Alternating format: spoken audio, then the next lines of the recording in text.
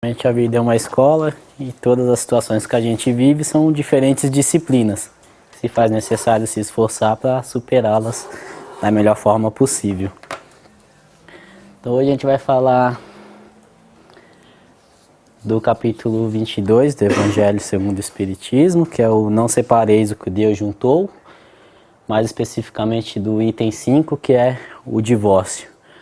Então, para falar de divórcio, como de todos os outros temas do Evangelho, a gente pode falar de diversas maneiras, todas as maneiras estariam corretas, porque são temas realmente muito diversificados, né? Então, existem várias formas de abordagem.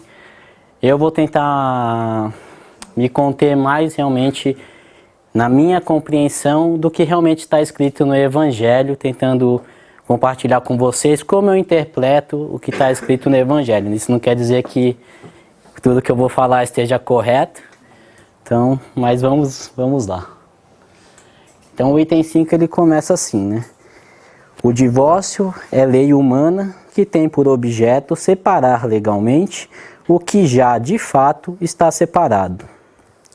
Não é contrário à lei de Deus, pois que apenas reforma o que os homens hão feito e só é aplicável nos casos em que não se levou em conta a lei divina. Se fosse contrário a essa lei, a própria igreja seria obrigada a considerar prevaricadores aqueles de seus chefes que, por autoridade própria ou em nome da religião, hão imposto o divórcio em mais de uma ocasião.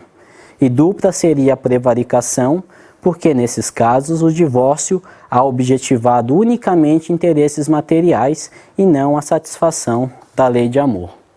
Então ele fala que separa legalmente o que já de fato está separado. Então isso quer dizer que o divórcio ele é aplicável simplesmente à nossa lei civil, que é uma lei momentânea e transitória. Então a gente hoje ainda tem leis civis correlacionadas ao divórcio, mas que são diferentes das leis relacionadas ao divórcio naquela época em que Jesus estava aqui. O divórcio, então, ele não é contrário à lei de Deus, porque ele não se aplica a nada que é divino. É apenas realmente para tentar amenizar o nosso convívio devido ainda às nossas imperfeições e à nossa falta de compreensão de um para com o outro. Então se faz necessário leis para que haja uma melhor harmonia na nossa convivência. Então se aplica somente às leis humanas e é resultado da falta da observância da lei de Deus. Falta de observância essa que vem através da nossa inclinação às nossas más tendências, aos nossos vícios, e também com relação ao tempo e à época que a gente vive, pela falta realmente de conhecimentos. Então a gente é criado simples e ignorante, com o passar de tempo vamos adquirindo cada vez mais conhecimento, e quanto mais conhecimentos adquirimos, mais aptos estamos a interpretar de uma melhor forma as leis divinas.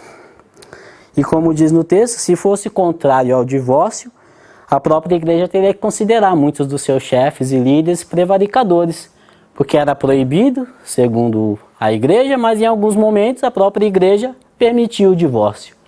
E por que esse divórcio nessas determinadas épocas foi permitido? Quais as reais intenções por detrás, né?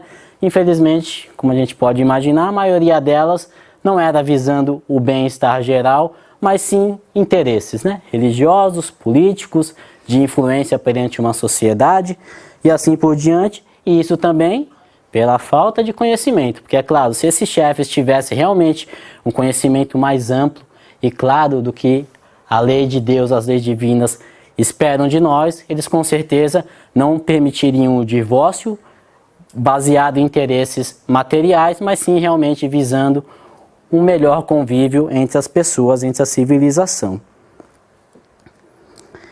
E o nosso entendimento também muda com o tempo. Então, antes da vida do Consolador prometido, não tínhamos condições de entender Deus, seu amor e suas leis como hoje. Então, quando a gente faz uma análise da época em que Jesus esteve aqui até hoje, o quanto que a gente já não evoluiu em todos os sentidos. E naquela época, por que Jesus não disse tantas outras coisas a respeito mesmo do divórcio, como os outros temas, de uma maneira muito mais clara? Porque o povo não estava preparado para receber tais informações. E por isso, muita coisa ele nos disse por parábola, mas nos deixou a promessa de enviar o Consolador, que viria então nos relembrar tudo que ele nos explicou, iria nos falar das temáticas de maneiras diferentes e mais claras.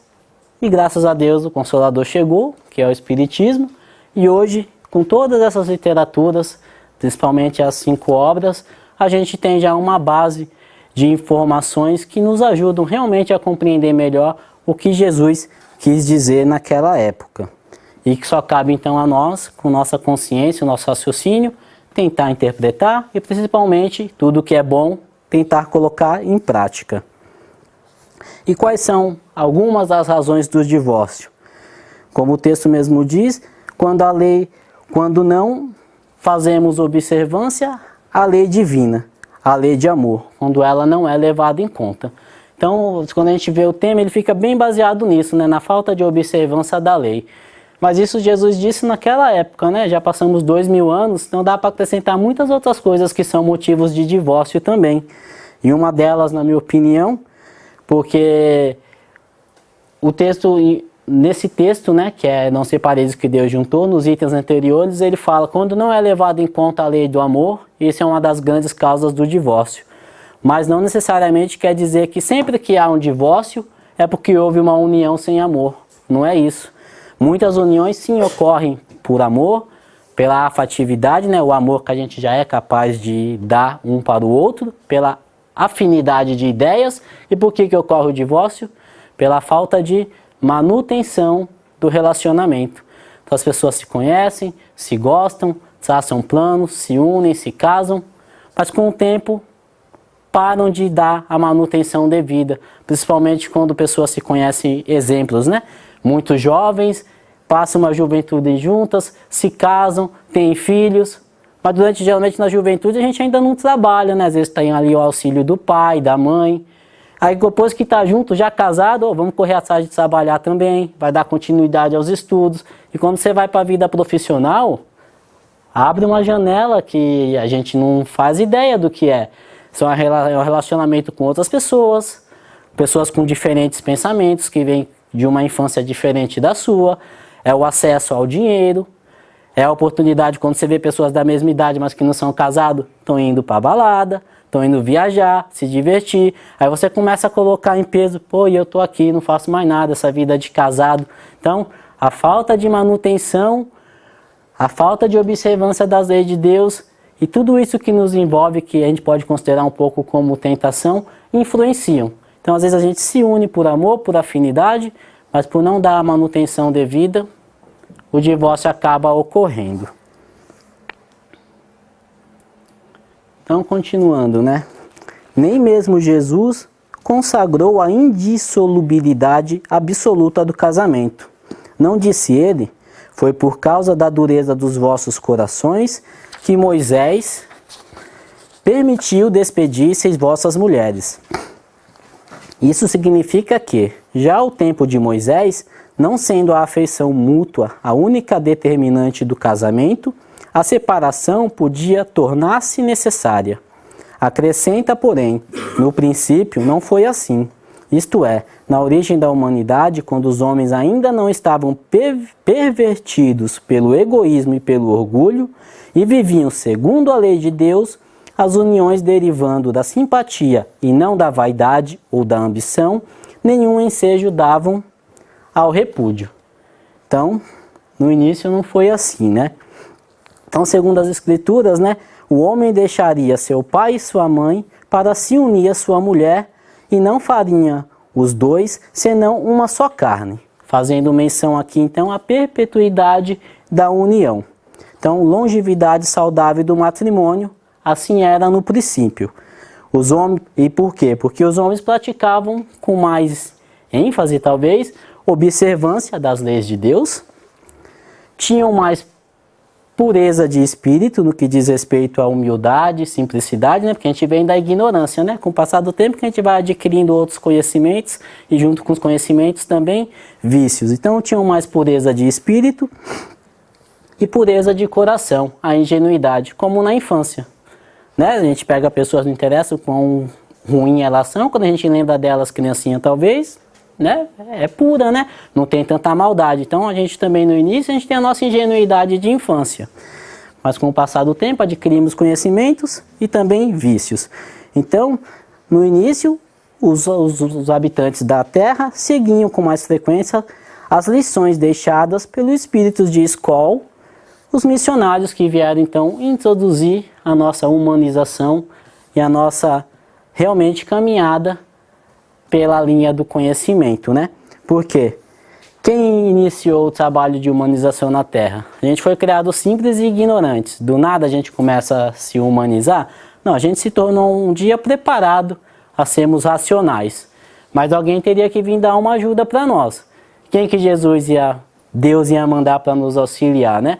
Pensa no dia a dia de vocês no trabalho. Se você tem alguma coisa importante para ser feita e que você precisa delegar para alguém fazer. Você vai delegar para alguém que você realmente sabe que tem experiência e é capaz de fazer aquilo, ou vai delegar para alguém que não tem experiência nenhuma? Então, com certeza, eu acredito, lá no início, espíritos de Skol, em missão, vieram aqui para nos ajudar nessa humanidade.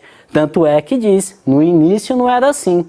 Se a gente está num processo de evolução, como que a gente vai pensar que lá no início é que eles eram mais evoluídos com relação a respeitar a lei de Deus e não hoje? Então lá no início não era assim, porque quem veio nos auxiliar a adentrar nesse caminho do bem foram espíritos já muito mais evoluídos do que nós e que com certeza ensinaram aos homens da época como respeitar a lei de Deus dentro da capacidade de conhecimento que eles tinham, com relação assim ao respeito ao próximo, ao respeitar o matrimônio, se essa é sua esposa, então é ela, sua esposa, não é a outra. Se esses são seus filhos, você vai amá-los e vai ensiná-los da melhor forma possível. Então, tudo isso ocorreu no primórdio da humanidade. Mas depois das lições dadas, começamos a caminhar com os nossos próprios passos, dando sequência a essa caminhada evolutiva. Adentramos ao constante desenvolvimento intelectual, o que pode se provar vendo a história, né? A evolução. A gente está numa constante evolução intelectual, não estamos regredindo, evoluindo. Adquirimos então, com o passar do tempo, cada vez mais inteligência, mas devido ao mau uso dela, desenvolvemos também, né? Que a gente adquire inteligência, a gente começa a se tornar mais apto a muitas coisas, a fazer coisas boas, como também coisas ruins, de acordo com as nossas inclinações. Então, mas devido ao mau uso da inteligência, a gente passou a desenvolver também o quê? A ganância, a cobiça, o orgulho, a vaidade, a inveja. Começamos a negligenciar a lei de Deus, né? Passamos a achar que somos inteligentes e autossuficientes. Não preciso mais acreditar em algo que eu nem vejo, né? Principalmente naquela época, não tinha as informações que temos hoje. Era muito mais na base da crença e da fé. Então, eu nem vejo, trovão é Deus, raio é Deus, não preciso de Deus, eu sou capaz de fazer o que eu quero. Começamos então a negligenciar as leis de Deus, resultando em impactos negativos em tudo e também no matrimônio, que é o tema de hoje. Deixamos então para trás a ingenuidade e passamos a fazer mau uso da astúcia adquirida. Que a astúcia é o quê? Quando a gente vai no dicionário, ele é muito voltado à astúcia, a pessoa que tira proveito de tudo, que engana os outros. Mas não é necessariamente isso. A astúcia, para mim, no real sentido da palavra, é uma pessoa que é apta a lidar com situações. É uma situação difícil, é uma pessoa sem experiência que vai conseguir desenvolver, resolver aquele problema. Não, é uma pessoa com astúcia. Sabe lidar com pressão. Então, isso é ter astúcia. Mas quando a gente usa ela para o mal, é astúcia também. Tirar proveito de todo mundo, sempre visando estar à frente das pessoas. Se precisar derrubar essa pessoa, eu derrubo para chegar onde eu quero. Então é astúcia no mau sentido da palavra, né? A gente deixou a nossa ingenuidade, a pureza de coração e começou a praticar a nossa inteligência de maneira equivocada. Então, por essas razões, Moisés permitiu então que se despedissem as suas esposas. Por quê? O homem passou a ter muito mais dureza de coração, muito mais indiferença para com o próximo, não respeitando a lei de Deus, porque se preocupar com o outro. Cada um passou a olhar muito mais por si.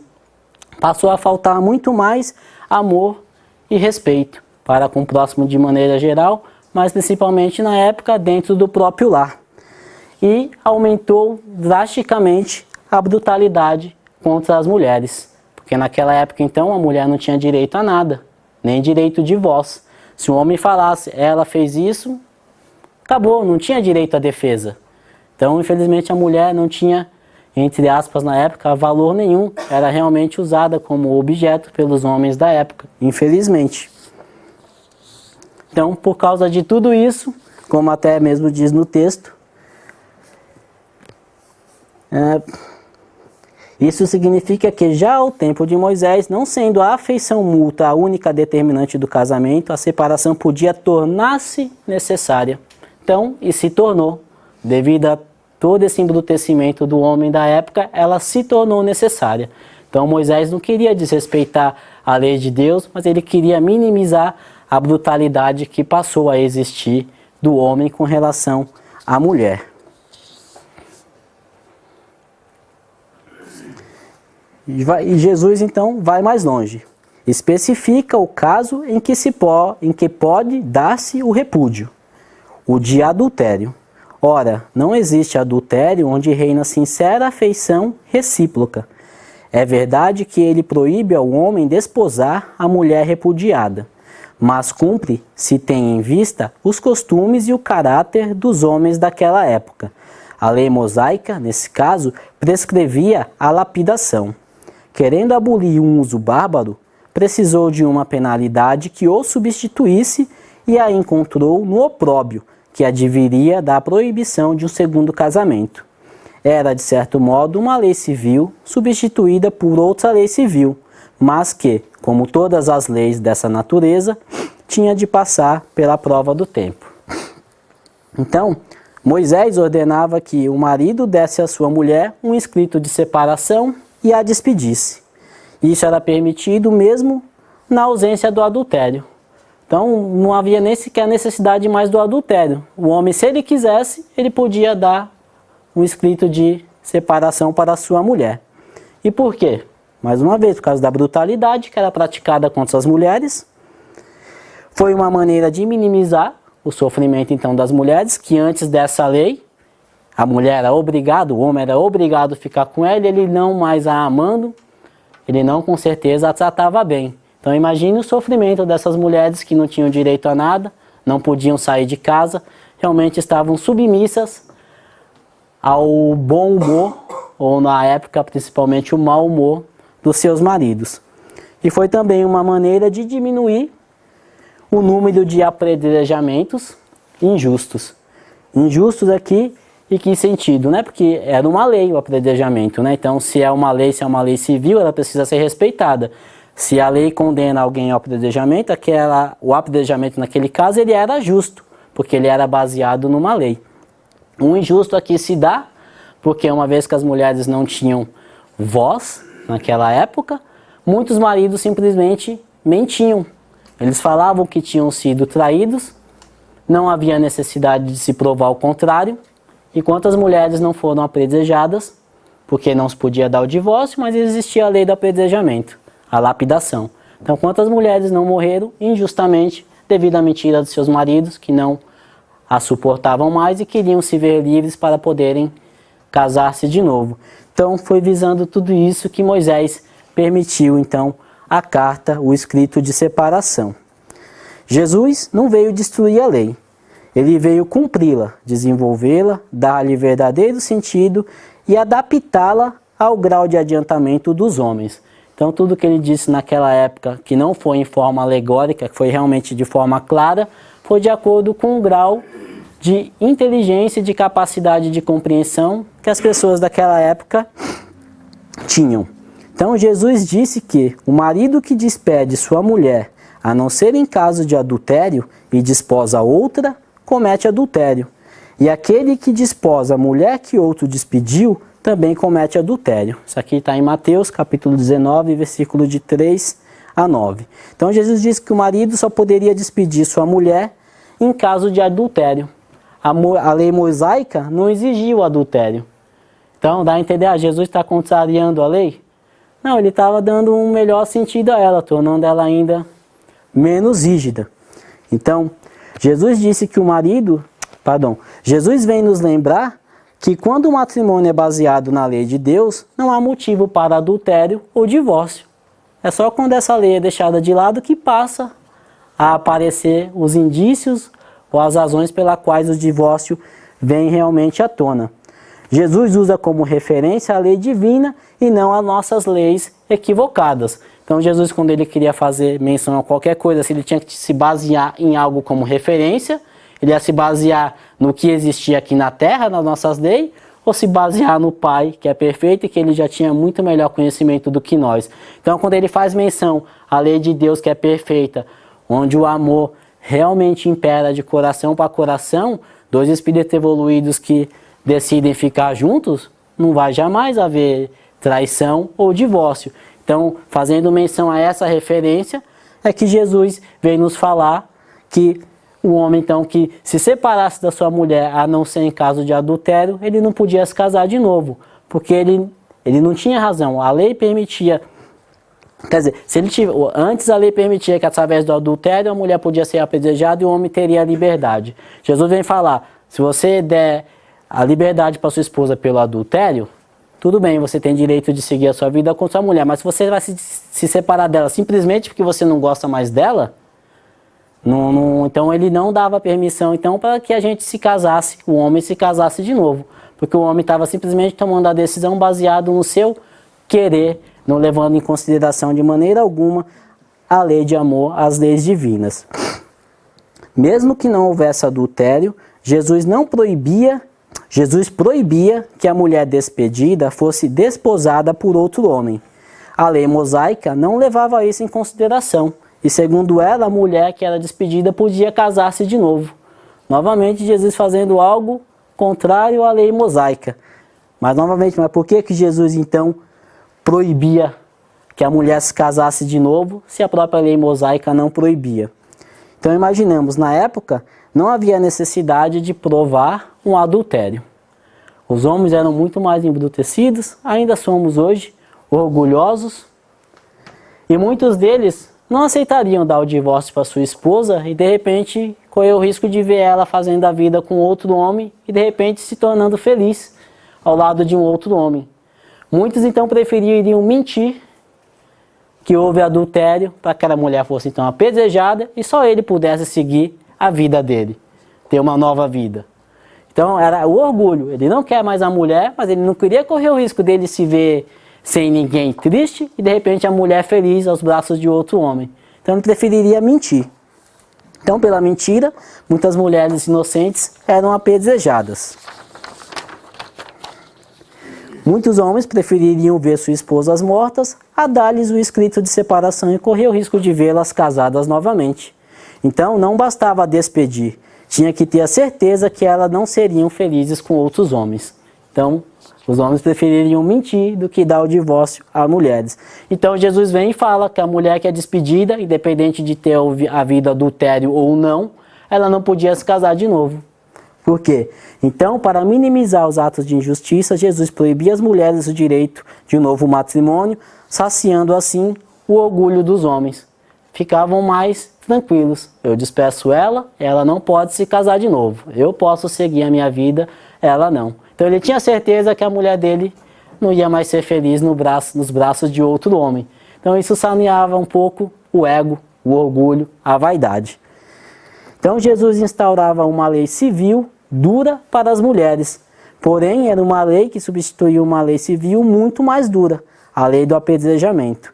Então, tendo saciados seu egoísmo e orgulho, muitos homens passaram então a despedir de fato suas esposas, ao invés de condená-las injustamente por adultério. Então, foi uma forma de saciar o ego dos homens e de garantir a vida a muitas mulheres. Então, era uma lei que também tinha que passar pela prova do tempo, como está bem no texto. Então, não é uma lei que se necessita praticar mais hoje. Já passou o tempo dela e já passou até o tempo das leis que a gente tem hoje. Estamos até em atraso, com o nosso grau já de conhecimento que a gente tem, as nossas leis de divórcio e tantas outras já podiam ser muito melhores.